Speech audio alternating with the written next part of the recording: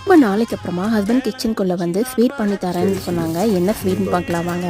Fry பண்ணியிருக்கேன். கருப்பட்டி பாகு காய்ச்சி கொஞ்சம் தண்ணியாக வந்ததும் ரெடி ஆயிடுச்சா?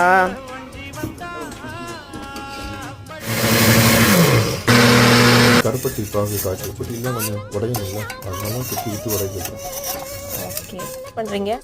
மாவு சளிக்கணும், இப்படி சளிச்சா கீரை விழுந்துடும்.